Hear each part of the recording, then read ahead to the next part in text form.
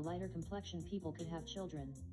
People with darker complexions were put to death, and when children were born, nurses were ordered to have the darker babies killed by pricking the brains with a sharp needle as soon as the child's head was out of the mother, but the lighter babies were allowed to live.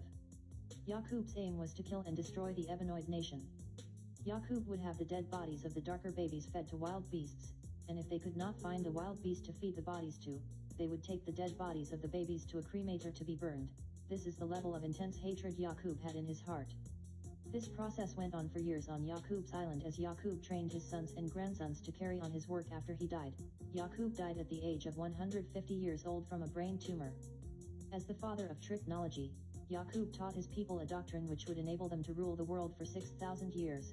YACUB also taught his people that God is a spirit and a spook and not a man, and YACUB was the founder of the doctrine that unlike attracts and like repels. After 200 years on YACUB's island, all of the darker babies had been done away with, and all babies were born of a new tribe called the Rubetoid tribe. After another 200 years, all babies were born of an even newer tribe called the Citrinoid tribe. And finally, after another 200 years, which makes 600 years total, all the babies born on YACUB's island were of YACUB's desired albinoid tribe. It took 600 years to breed YACUB's albinoid tribe, and every imagination of their heart and all of their actions were wicked continuously. The evilness of the albinoids not only affected themselves, but also affected the other peoples of the world.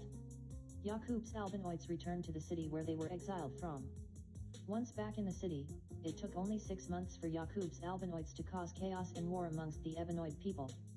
The king of the Ebenoid people realized that it was YACUB's albinoids who were causing all the trouble, and the king made a decree to drive YACUB's evil albinoids from amongst them.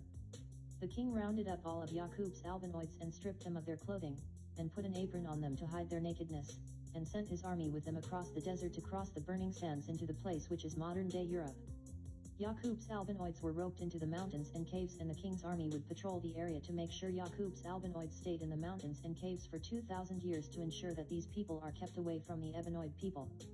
During this 2,000-year period living in the mountains and caves without anything to start civilization, YACUB's albinoids became shameless, and lost all sense of shame and started going nude, and in the winter they wore animal skins for clothes and grew hair all over their bodies and faces like all the other wild animals. YACUB's albinoids tamed the wolves and dogs to live in the caves with them, and after some time the dog held a high place among their family, becoming their best friend.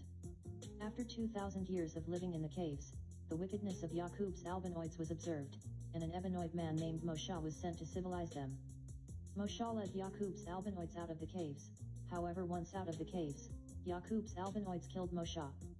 Free from the caves, YACUB's albinoids went on a rampage throughout the earth, conquering and subjecting the Ebenoid people, pitting one against the other using the idea of divide and conquer. YACUB's albinoids began to execute YACUB's plan for them to rule the world for 6,000 years. A man named Mahamdu attempted to teach YACUB's albinoids to convince them to end their devilishment. However, this was still 1,400 years before the end of YACUB's albinoids' 6,000-year period of dominion over the earth. And so, YACUB's albinoids ruled the earth for 6,000 years, spreading their devilishment, evil, pain, suffering, and oppression to the Ebenoid people of the earth as designed by the big head scientist YACUB. The events of YACUB occurred approximately 6,600 years ago, and the 24 wise elder scientists of the inner earth foresaw the birth of YACUB 15,000 years ago. This history, or future, of YACUB and his people was predicted and foretold by the 24 wise elder scientists of the inner earth 8,400 years before the birth of YACUB. The 24 wise elder scientists of the inner earth were aware of the birth of YACUB, and they were aware of the things YACUB would do before YACUB was even born. The 24 wise elder scientists of the inner earth predicted that in the year 8,400, this man YACUB would be born, and when this man was born, he will change civilization in the world, and produce a new tribe of people, who would rule the original Ebenoid.